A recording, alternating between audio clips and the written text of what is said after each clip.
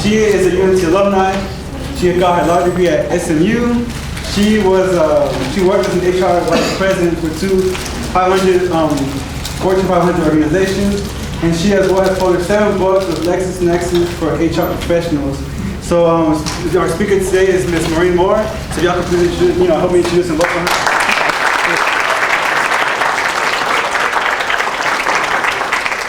Thank you, and it's Mo.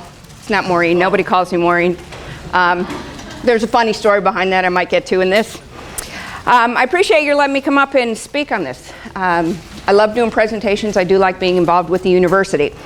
Conflict resolution is an interesting topic because it's something that generally is not taught at the university level unless you get a degree in it. I've never figured out how you make a whole degree, but there's a lot of universities that actually have graduate degrees in conflict resolution or conflict management. As we go through this, feel free to ask questions, interrupt me, challenge me. Don't wait till the end. You might forget what your question was. Don't be afraid to ask the question, because I guarantee if you have the question, so does someone else. Also feel free to offer any examples, or if you want to discuss anything that happened in your team groups.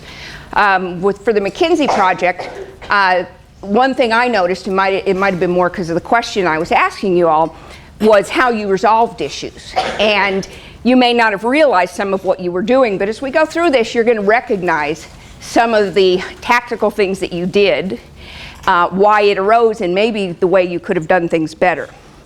So basically what I want to do is very quickly give you an overview so that you know what conflicts are, how to resolve them, the processes, the methods, that kind of stuff. If you're going to be a leader, you have to know how to resolve conflicts. And when you look at things like the volatility, uncertainty, change, and ambiguity, all those things require conflict resolution skills. When you get out there looking for a job, whether it's your first job or it's later in your career, one of the things people are going to ask about are your accomplishments. And they're going to want to see it on your resume, and they're going to want you to be able to discuss it. And to the extent you can discuss these types of principles and how you either were supportive of your team leader or you were the team leader that resolved a conflict in an interesting way that benefited the company, that's going to make you a more competitive candidate. So, like I said, feel free to ask questions. If you want a copy of the presentation later, that's fine. I don't mind sharing and take all the notes that you want. So here's where we're going to go today. Just talk a little bit about what conflict is, different types, what sources create conflict, then why is it important to resolve these things. We'll look at how you manage them, how you minimize them, so that you don't have to worry about managing too many. Dealing with difficult people is something not always addressed in conflict management, but when you're trying to resolve a conflict, you don't want sub-conflicts created by personalities. And then a little summary and questions if you haven't had them answered already. And again, feel free to share any situations you had that you think were handled good, were handled poorly, or as a result of the McKinsey study. Now, full definition of conflict sounds pretty bad. Usually it's an armed conflict or it's a mental conflict, and it just sounds very, very negative. It's not always negative. It can actually be a positive thing. But basically it occurs whenever your needs or desires conflict with another person's. And then conflict resolution is basically what we do to identify and address those conflicts in a mature and respectful way. And I think we saw a lot of that in the McKinsey thing, is you learn some things about a different culture as you're trying to figure out, do you want to go into India? So, types of conflicts. Generally, they're put in two baskets: relationship and contextual. Now, relationship conflicts you have all had. You're probably having some now, and you will have them in the future. First one is interpersonal ones. That's where you just don't get along with the person. There's just not chemistry there, or you haven't figured out how to deal with them, or it's not working because of a certain issue. This can happen with your parent, with your sibling, with your roommate, with your friends, with your classmate. It can happen anywhere. And you've all had it. And you've probably all wanted to avoid it. Now, the other thing you get to is you get to role conflict. And this can exist related to someone's position, either on the team, in the organization, in the company, or what the tasks are that the individual is expected to perform and whether they're overlapping. Let me give you an example of a role conflict. And I know you've been through this, Billy. Lawyers. When you work in a company and you have to deal with lawyers. And I'm a lawyer, so I can say this. They're, especially younger ones, are not always easy to deal with because lawyers think they write better than anyone in the world. And that they have a compulsion to rewrite your stuff. Am I right? I've had lawyers work for me that I have had to tell them, when someone gives you something for comment, don't comment if all you're going to do is rewrite it in your style. If it's not persuasive, if it's substantively incorrect, or it's grammatically incorrect, that's fine. But in a lot of corporations, the legal department is called things like the anti-sales department, because there's just this culture that you get in law school that you have to redo other people's work. And you really don't. And again, probably should back up a little bit. My whole career has been around conflict. I have always specialized in labor and employment law on the management side. Most of the stuff I've done has been against unions, either trying to keep them out of the workplace, negotiating with them, handling arbitrations. And then I did a lot of court cases. I was a trial lawyer for many years, doing discrimination cases, wage and hour cases. So I dealt with a lot of conflict. I thrived on it. And I wouldn't have had a career if it wasn't for it. So that's why lawyers in their roles, I think, is a pretty good example of that type of relationship conflict. Then you have intergroup conflict. And that's where two groups don't get along or they're butting heads. And the good example of this, I don't remember who it was who said, I'm an engineer. And you didn't understand that some of your other team members who were at marketing were saying, well, we can't look at just the numbers. There's other things you got to look at. And that happens a lot in corporations. You may have the finance department saying nobody's worth more than $1 an hour, and the HR department advocating for employees saying we got to get everybody up to $15 an hour. Here you have different goals, and these groups can start to conflict. And when they do, that conflict can be to the detriment of the organization. Another way you have to look at conflicts is in what context do they arise. Now, goals and aims. If you have very different goals and aims, or you just don't share them in your group, it's going to be very hard to get anywhere. Now, in the McKinsey study, the case study, you had one shared goal, which was, let's analyze, do we go to India with our product? That was given to you. But then there were several groups. You had some that said we should do that. Others said we should stay here and protect our brand. So now you're saying, okay, we have two different objectives. How do we resolve them? The next one is when you have data conflicts. That usually results from someone not having enough data, a miscommunication about the data, different groups gathering data in different ways, or if you have someone who is in a data role thinking that they should be the expert and they don't need to listen to anyone. You can have contextual conflicts with attitudes. And this usually arises as a result of a real or perceived incompatibility in values and beliefs. Sometimes those aren't reconcilable, but you need to understand that they're there so you know the context in which it arises. And then finally, you have restrictions. And that may be your budget, geography, where people are located, anything that constrains you from the outside. And you need to understand that because that helps you solve it, because there's some things that are just going to be beyond your control. And when that happens, you have to be able to say, okay, this is the third-party pressure. The board of directors has given us a budget, we cannot exceed it. So in the McKinsey case study, you couldn't have come back and said, hey, we figured a way to do this, but we're spending double the money. You couldn't, because here was an outside restriction that was creating a contextual conflict. So you want to understand the different types of conflicts. Are they relationship or are they contextual, to help you solve it? Then we go to the sources of conflict. And these can be varied all over the place, but they generally fall into one of these buckets. The first is ideological, and this is even stronger than the attitudinal one because it is basically a difference in your core belief. It's political, cultural, and it may be such that your core values are so different you don't fit in an organization. And you'll learn this as you interview. You want to have a good fit, and you want to share those values. Chick-fil-A, they do not open on Sundays because the founder strongly believes, based on his faith, that Sunday is the Sabbath, the holy day, whatever you want to call it in your religion, and you should not work. So malls started opening food courts, and they wanted Chick-fil-A. Most malls require you be open during normal mall hours. He said, I won't do it. Not going to do it. Will not work Sunday. There's still Chick-fil-A's in malls. And if you go to a food court, they're not open. Now, if that religious principle offends you, or it just is in such conflict with your beliefs, you have an ideological conflict, probably won't be resolved, but at least you can recognize it. And that can come up for cultural reasons, all kinds of other things. Social conflict. This can result a lot from personalities. It can result from income levels, where you fit in a social structure.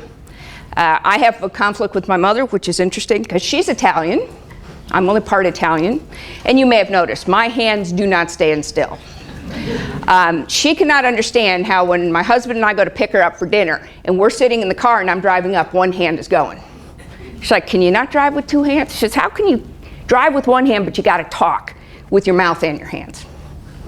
I don't know. It's never going to stop. I blame it on her. The Italian blood came from her, not from my father.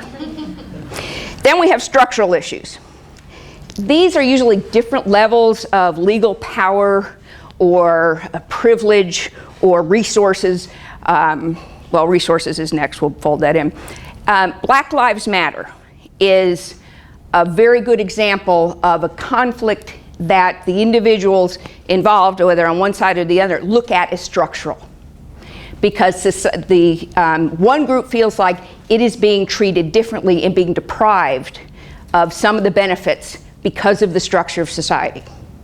You will have those in corporations as well. You may have them in your organizations on campus. But when you look at that, there is a structural problem in society that they want to address. Next one is resources, and they're sort of addressing this as well, although this truly is more of a structural conflict. But another way to look at resources is your budgets. And I know there's a couple HR managers or majors in here. You will see this. And what's going to happen, you're going to be in a position sometime, companies had a bang up year, you got some great employees, and it's bonus time. And you want to say, you know what, I'm going to give you a $5,000 bonus, and your boss is going to say, no. But come on, this is the greatest person in the group, we got to get, no. Because what's going to happen is there's going to be a bonus plan that the board of directors adopts, and it's going to have certain criteria to meet in order to fund the bonus pool. Once those criteria are evaluated, they decide how much goes in the bonus pool. That's all they're paying out. Then they're going to distribute among departments. Each department is going to distribute it among managers. Each manager is going to distribute it among supervisors. And once you get into a position of management, this is a difficult thing, to have to tell an employee they're a great performer, but their bonus is less than they thought. There, you're totally constrained by the resources, and it can create conflicts with employees. It can create conflicts between supervisors or between a supervisor and manager. But as long as you recognize what is causing it, it's not a personality, it's not because the boss doesn't like you, it's a resource conflict. It makes it easier to explain and to resolve. Then we have objectives, and this is basically if you have different goals expressed. What is the purpose of the team looking at this issue? And if you can't come together, that's going to create more conflict. So you want to make sure that you can get objectives together or understand one another. Give you another HR example.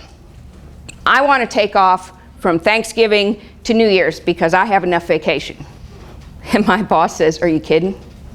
That's not going to happen. I said, well, I've got the time. Supervisor says, yeah, but you can't be gone. That's the busiest time of the year. We're closing the books. So we now have an objective conflict. I plan not to work. He plans to have me here. How are we going to resolve it? So you want to always look at what is the source of the conflict? What kind of conflict is it? And where is the problem coming from? Okay, and some people say, well, why is it important to understand this? Conflict can be both positive or negative.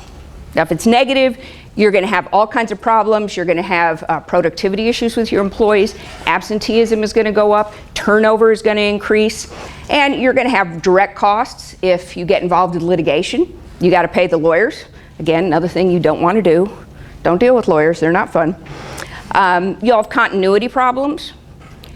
You may destroy the culture of a department or an organization if you don't address it. And then there's going to be emotional tolls too.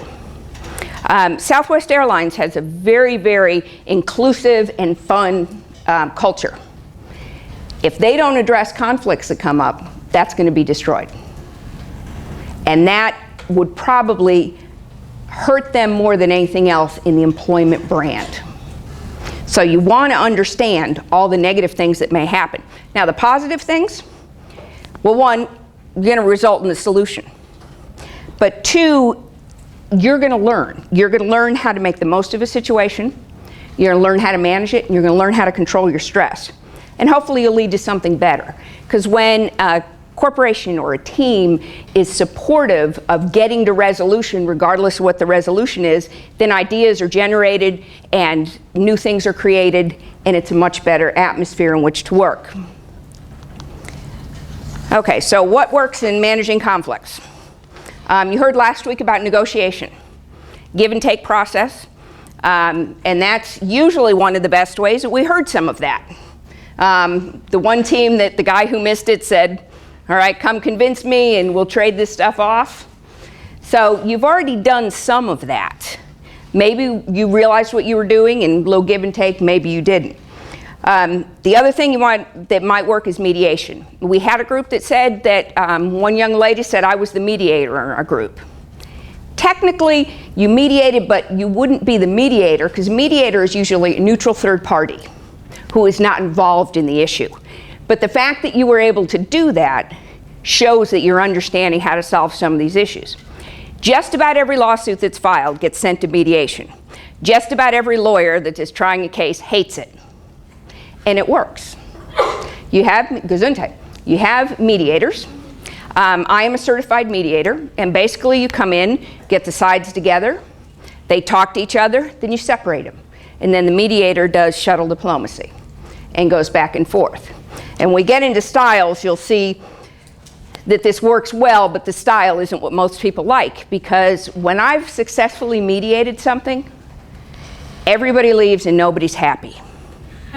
They're glad it's over, but nobody's like, woohoo, yeah, because nobody won. They didn't lose, but each side comes into mediation in a lawsuit with something big to lose. And if you go in front of a jury, it's all or nothing usually.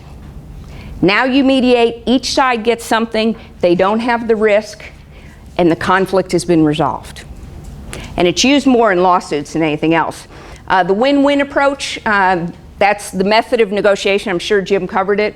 Basically, everybody goes in with the desire that they want to come to a winning solution. It takes longer to do this, but it is more creative. It requires mutual respect. If you don't respect the party that you're trying to deal with on the conflict, a win-win approach won't work. And it does require that the participants take more responsibility for the resolution of that issue if everybody wants to get to the same place. Now, what doesn't work? I mean, I think this is pretty obvious, except it shouldn't say avoid but, it should say don't use but. It's a golden rule. Treat other people the way you want to be treated. You don't want to be yelled at. You don't want your boss belittling you in front of anyone. You don't want to be blamed for stuff, particularly if it's not your fault. So that's never going to work in a conflict situation if you decide, I'm just going to yell at somebody till they agree with me, because you're never going to get buy-in on that. And some of these things, when we get to minimizing conflicts, you'll see some behaviors you could model that will also work in helping you to resolve it. There are a lot of different models that talk about conflict and what the style is of resolution. And the style is just the method that you use to resolve the conflict.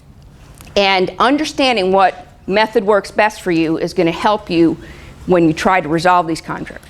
The Thompson-Kilman model is probably the one cited the most, but it's not the only one.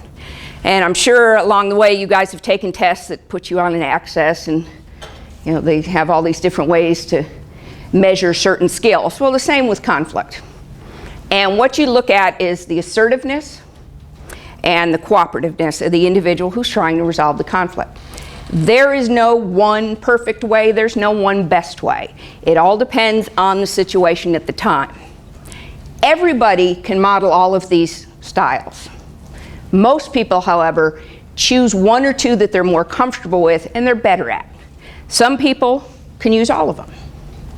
And at some point in your life, and I will give you some examples, adults have given you advice on how to handle something that fits into one of these ways. The first is accommodating. Now, accommodating people are very, very cooperative. They're not very assertive. A lot of times they're looked at as the people who will give in, because the relationship is more important than anything else, and someone who is very accommodating finds it easier to just apologize and move on. Like the song in Frozen, Let It Go? They let it go. So that's it. Doesn't bother them because they want to preserve the relationship. They will even do this to the exclusion of satisfying their personal goals. So sometimes this works. Not always, because if everybody's trying to be accommodating, you're not going to get any good ideas.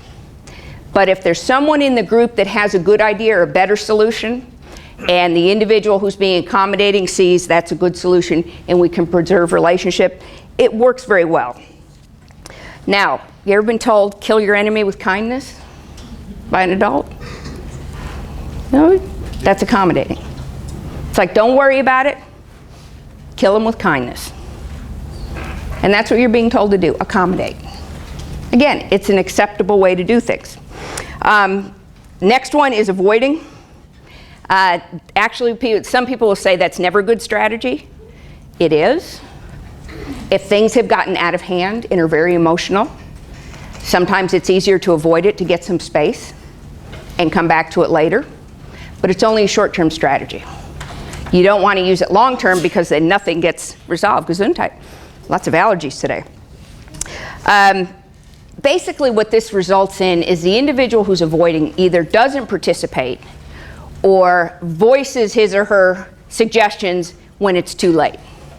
So it ends up in this individual in the group disagreeing with everything that's done. You don't get buy-in.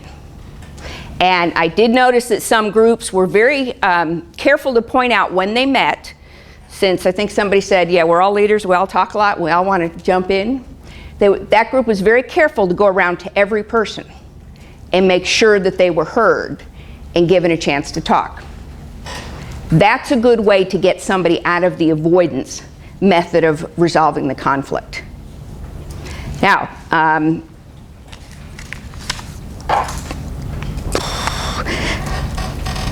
two things come to mind here, and I'm not sure which one works better. And I know your parents have told you both of these. Leave well enough alone, or let sleeping dogs lie. You're being told to avoid it, at least for now. Again, these are acceptable methods at the right times. Next is collaborating. And the collaborator is very assertive but very cooperative. This is a very good method to use when you're resolving complex problems, or you're addressing something that requires really novel, out-of-the-box thinking. This is going to require a lot of mutual trust and respect. And it's going to require people to communicate effectively and to listen effectively. The individual who's leading this has to make sure that they're very welcoming and that others feel like they can talk. When you get to a resolution through collaboration, usually you're going to have buy-in by everyone right away, and you're not going to have to revisit it. Next one is competing. Oh, so my Collaborating is 2 heads are better than 1. I know you've been told that too. So the next one is competing. And this is someone who wants to power their way through it. You know, and the bad thing about this is a win-lose proposition. Because the individual says, I'm going to win with my way, that means somebody loses. Now you're probably thinking, when is that going to be appropriate? It actually is if there's a very hard decision that's tough to make, so nobody wants to make it, it's an emergency, or you're now under a time constraint and a decision has to be made. But other than that, when you're resolving major issues that require a lot of input and you have the time to discuss, this is not the way to get it done. Because again, somebody's going to walk away feeling like they've lost. And you don't want that. And that one is might over right.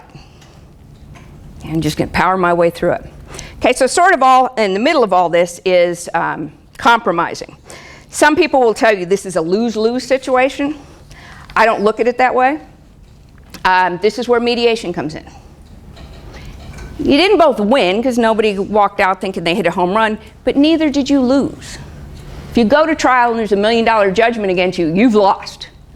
If you've agreed to pay less money, but a lot less than the individual is asking for, you haven't really lost. Wasn't the win you hoped for. So I think calling it lose-lose is sort of a misnomer. This style can also be used when you reach a decision either through collaborating where you're still not sure of the buy-in and you want to make sure people have bought in, or when you've done it through a competing strategy and you need the buy-in. So everybody knows what the decision is. We've had to make it. It's a hard decision.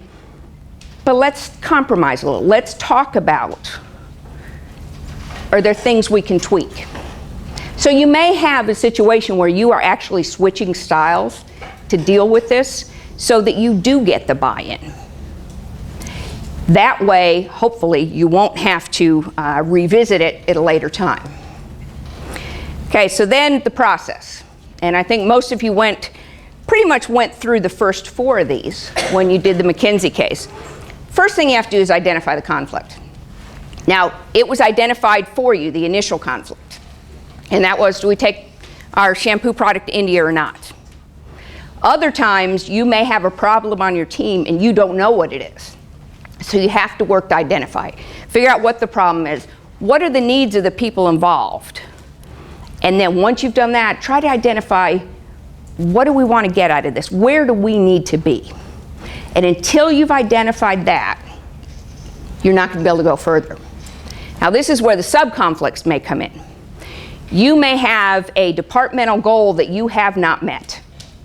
And you got to get your people together and you say, okay, we've got to sit down and figure out how we're going to deliver these numbers. But really the reason you can't get this resolved is 2 people on the team act like they hate each other and they don't communicate. They're not passing information back and forth.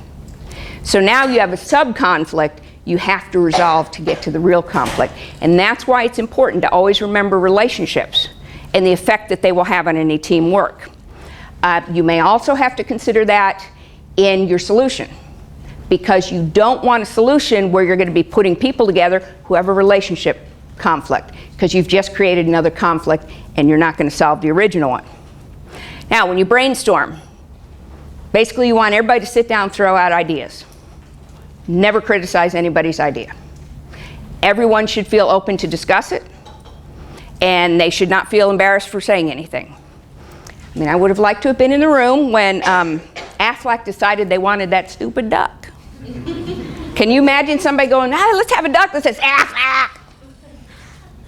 Obviously, they weren't shot down because it became one of the most successful and most recognizable marketing campaigns. Likewise, who wants to walk around with the big Jack head on with the little hat? Again, Jack in the Box. Everybody knows who it is, and there's all kinds of people that can't wait to see what expression his mouth is going to make. He's like a walking emoji. Now, how'd you like, hey, let's sell shampoo with a walking emoji? Never know, it worked for Jack. So you have to be careful when you're brainstorming, because you're going to hear some silly things, but sometimes silly things are the best answers. And you don't want to shut down that process. After you brainstorm, Then you got to evaluate them. Say, okay, what are the barriers to any of these? You know, oh, well, somebody else owns the duck sound. We can't use it. Well, that's okay. We'll make the duck talk. So we're fine. Can you get over the barriers? Can you get around the barriers? Is it doable? Can you really do what you want? And then is it durable? Is it going to last? Or is it going to be 1 week and then you're going to have the problem again? Once you look at all those, you need to come to a decision. And you look at everything and say, okay, we've analyzed all these, here's where we want to go. Sometimes that's not very easy, even if you've done the evaluation. So you can't come to an agreement. One thing you can do is say, all right, let's restate the issue, summarize where we've been. Are we missing something in any of the alternatives? And you may have to do that a couple times to get it whittled down to where you get buy-in. Then you need to implement it. And when you do that, you have to be able to define for each individual what their role is going to be. Again,